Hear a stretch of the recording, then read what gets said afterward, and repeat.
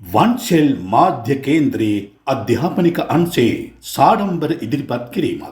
රත්තරන් යනු ලෝකයේ බොහෝ පිරිසක් ආදරය කරන ආසාවෙන් එක් රැස් කරන ලෝහ වර්ගයකි.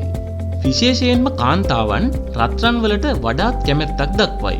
බාහිර පෙනුම වැඩි කර ගැනීමටත් බලය වැඩි කර ගැනීමටත් මේ රත්රන් යොදා ගැනේ. රත්රන් යනු ලොව ඇති වටිනාම ලෝහ අතරින් එකකි. ආභරණ නිෂ්පාදනය සඳහා බොහෝ විට යොදා ගැනෙන්නේ රත්තරන්ය. කෙතරම් මිල ඉහළ ගියද රත්රන් වල ඉල්ලුම අඩුවන්නේ නැත. මේ හේතුව නිසාම අද අප තීරණය කළා ඇයි රත්තරන් ඔච්චර ගණන් කියලා සොයා බලන්න. සිව් දිගින් දැනුම නැගෙන සිව් දිගට දැනුම බෙදෙන විශ්ව තරණයටම කැප වූ විශ්ව යාත්‍රා.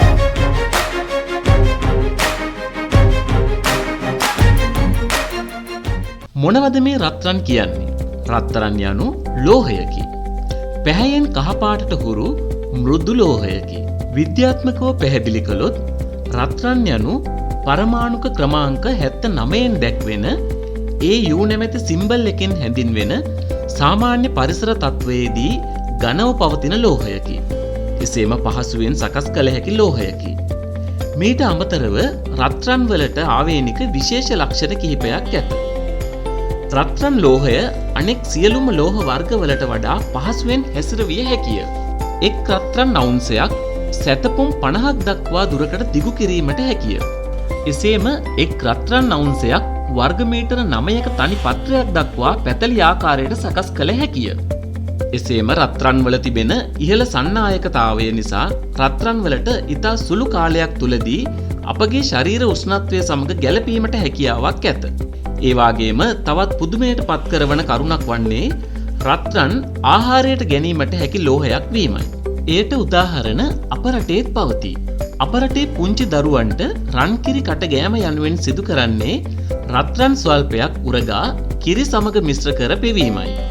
ඒ වගේම විවිධ රටවල් වල විවිධ කෑම බීම වලට රත්රන් එකතු කරන අවස්ථාද ඇත.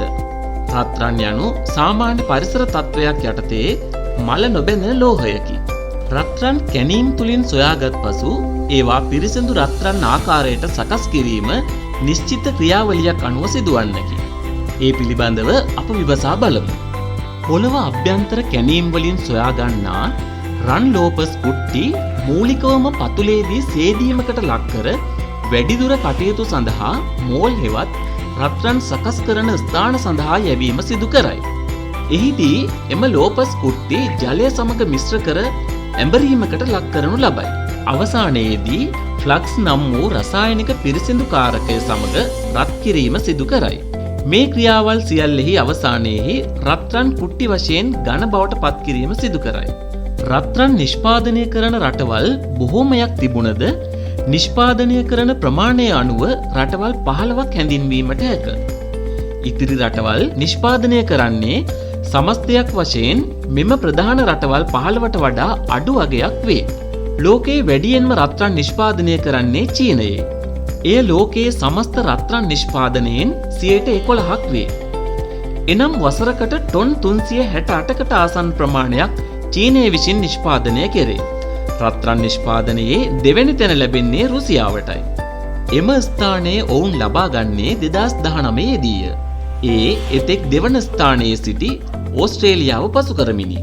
ඔවුන් විසින් වසරකට ටොන් 331කට ආසන්න ප්‍රමාණයක් නිපදවනු ලබයි. අනෙක් මුල් ස්ථාන 8 නම් ඕස්ට්‍රේලියාව, ඇමරිකා එක්සත් ජනපදය, කැනඩාව, ගානා රාජ්‍ය, බ්‍රසීලය, උස්බෙකිස්තානය, මෙක්සිකෝව සහ ඉන්දුනීසියාව යන රටවල් වේ. රත්රන් වල ප්‍රධාන ප්‍රයෝජනය ආභරණ නිෂ්පාදනය වේ. සෑම වසරකම පරිභෝජනය කරන රත්රන් වලින් 78%ක්ම වෙන්වන්නේ ආභරණ නිෂ්පාදනයටයි. මීට අමතරව රත්රන් ප්‍රධාන ආයෝජන ක්‍රමයක් ලෙසද භාවිතා කරයි.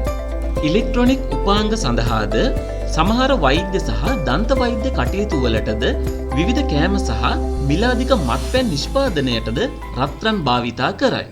මේ ඔබ නරඹන්නේ වන්ෂෙල් මාධ්‍ය කේන්ද්‍රයේ විශ්ව යාත්‍රා වැඩසටහන් පෙළයි.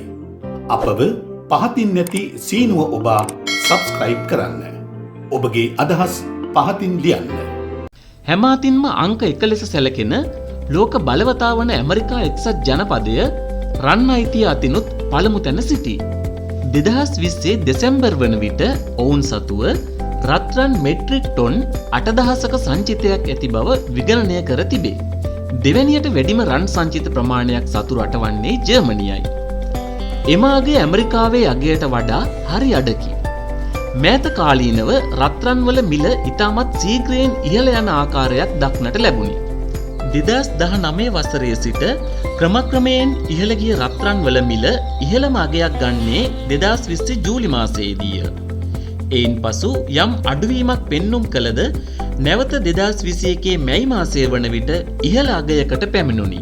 ලංකාවේ ඩොලර් ගැටලුවත් සමග රත්රන් මිල ඉහළ ගියද රත්රන් මිලදී ගන්නවා නම් ලෝක වෙළඳපොලේ මිල උච්චාවචනය පිළිබඳව අන්තර්ජාලය හරහා අදහසක් ගෙන මිල අඩුවන කාලයකදී මිලදී ගැනීමයි වඩාත්ම සුදුසුම ක්‍රමය ලෙස දක්නට හැක්කේ. දැන් තේරෙනවාද ඇයි රත්තරන් ඔච්චර ගණන් කියන කියමන හැදිලා තියෙන්නේ ඇයි කියලා? දැනුම සයුරෙන් දෝතක් රැගෙන නැවත මීළඟ වීඩියෝවෙන් හමුවන තුරු අපෝ සබ්ස්ක්‍රයිබ් කොට සමාජිකයෙකු වන්න.